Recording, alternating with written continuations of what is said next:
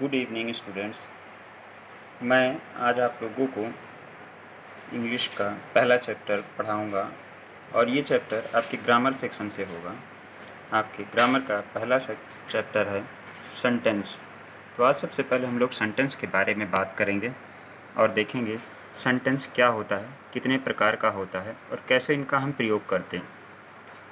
बहुत से स्टूडेंट्स को इनके बारे में, सेंटेंसेस के बारे में ठीक से पता होगा, लेकिन मैं चाहता हूँ सारे स्टूडेंट्स को इस बारे में पता हो, क्योंकि यदि आपको ठीक से सेंटेंस के बारे में पता नहीं होगा तो आगे आपको डायरेक्ट से इनडायरेक्ट नरेशन में और वॉइस में अकॉर्डिंग टू सेंटेंस नियम थोड़े परिवर्तित होते रहते हैं।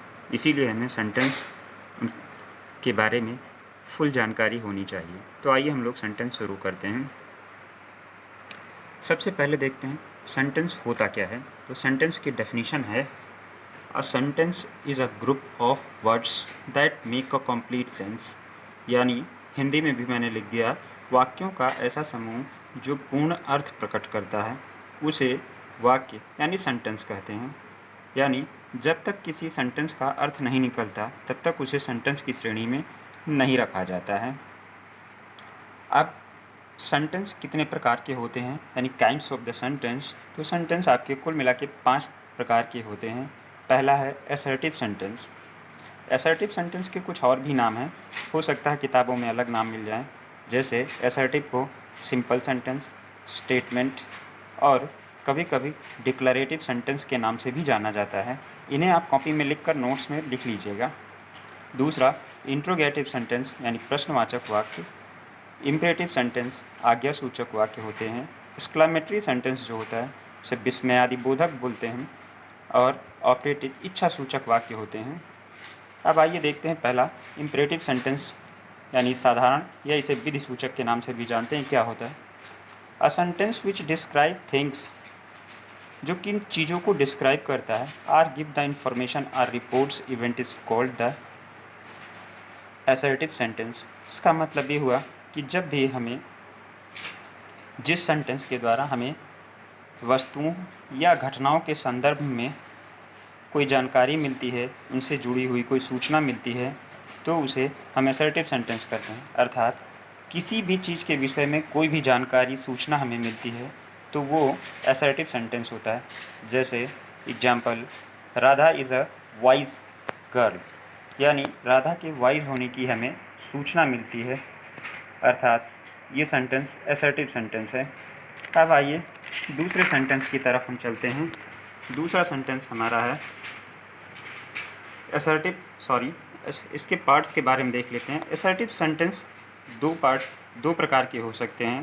पहला अफर्मेटिव सेंटेंस जिसे सकारात्मक वाक्य, और निगेटिव सेंटेंस दूसरा है जिसे नकारात्मक वाक्य कहते हैं। अफर्मेटिव सेंटेंस की डेफिनेशन देखिए, the sentence which shows the affirmation in the sentence is called affirmative sentence. यानी जिस सेंटेंस में हमें किसी कार्य की सकारात्मक सूचना मिलती है वो अफर्मेटिव सेंटेंस कहना जाता है। जैसे वाल्मीकि रोड द रामायणा, यानी वाल्मीकि जी ने रामायण लिखा, तो इसमें उनके लिखने की सकारात्मक सूचना है, इसीलिए ये अफर्मेटिव सेंटेंस है। और नेगेटिव सेंटेंस जो होता है उसकी definition, the sentence which shows the negation in the sentence, यानी वो सेंटेंस जो अपने आप में निगेशन शो करता है, नकारात्मकता शो करता है, इज़ कॉल्ड निगेटिव सेंटेंस, वो निगेटिव होता है। एग्जाम्पल के तौर पर, he is not a good player, वो एक अच्छा खिलाड़ी नहीं है, तो इसमें देखिए नहीं आ रहा है, यानी ना होने की सूचना मिल रही है।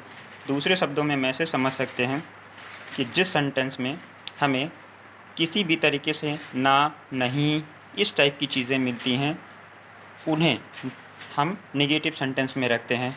नॉर्मली सेंटेंस में, इंग्लिश के सेंटेंसेस में हमें no, not, never, nothing, none, इस टाइप के सेंटेंस मिलते हैं।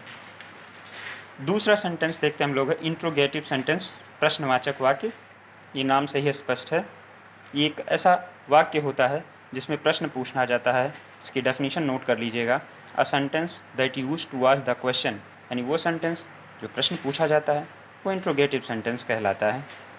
एग्जाम्पल देखिए, व्हाट इज़ योर नेम, आपका नाम क्या है, इसमें प्रश्न है। या वेयर आर यू गोइंग, आप कहाँ जा रहे हैं, ये भी प्रश्न है।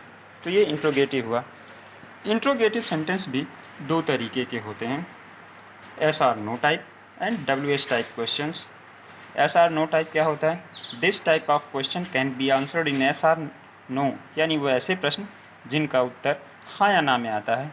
And these question are started with the help of helping verb, और ये शुरुआत भी हेल्पिंग वर्ब से, इन प्रश्नों की शुरुआत हेल्पिंग वर्ब से होती है। जैसे इसमें देखिए, are you going, are you reading a book, क्या आप एक किताब पढ़ रहे हैं।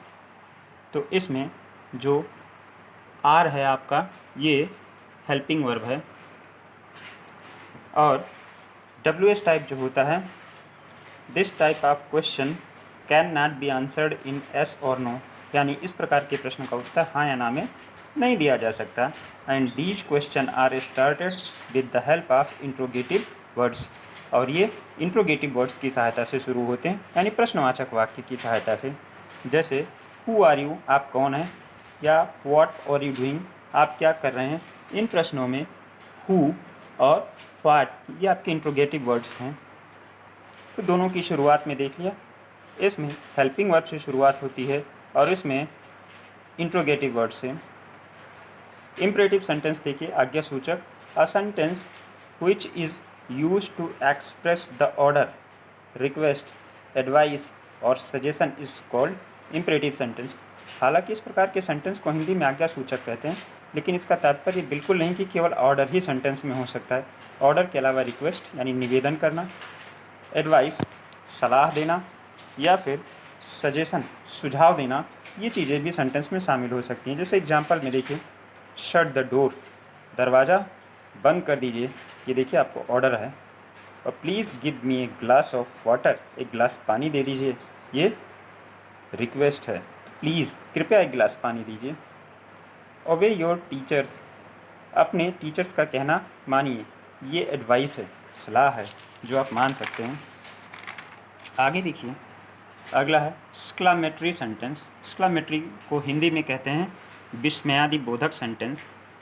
तो इस विस्मयादि बोधक में क्या होता है, a sentence that express the some sudden and strong feeling of the heart, यानी हमारे हृदय में जब कोई ऐसा चीज़ आता है कि हमारे सामने हृदय में सडन और स्ट्रॉन्ग फीलिंग पैदा कर देता है, यानी ऐसे वाक्य जो एकाएक हमारे सामने प्रकट होकर सडन और स्ट्रॉन्ग फीलिंग पैदा करते हैं, उस समय उन सेंटेंसेस को हम एक्सक्लामेटरी सेंटेंस के रूप में जानते हैं।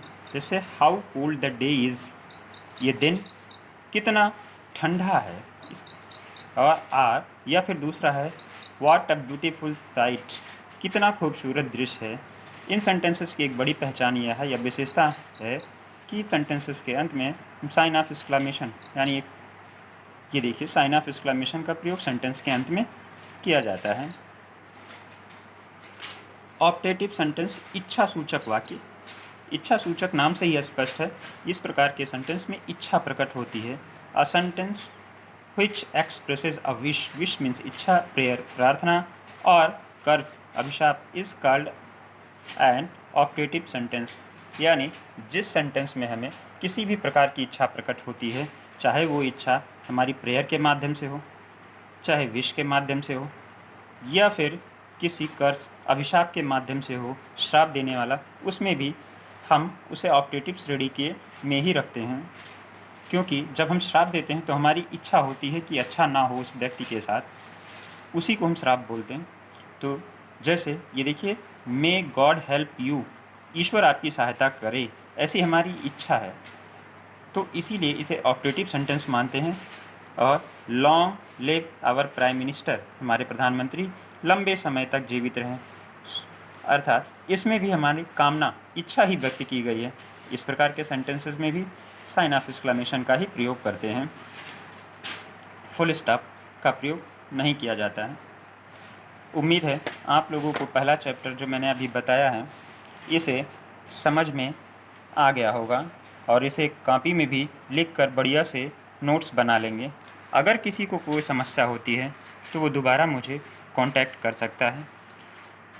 और ये काम करने के बाद जब आपका नोट्स बन जाए और याद हो जाए तो प्लीज़ फीडबैक मुझे ज़रूर दीजिएगा और लिख के बताइएगा कि मैंने इसे कर लिया है। I have done it. Please. धन्यवाद।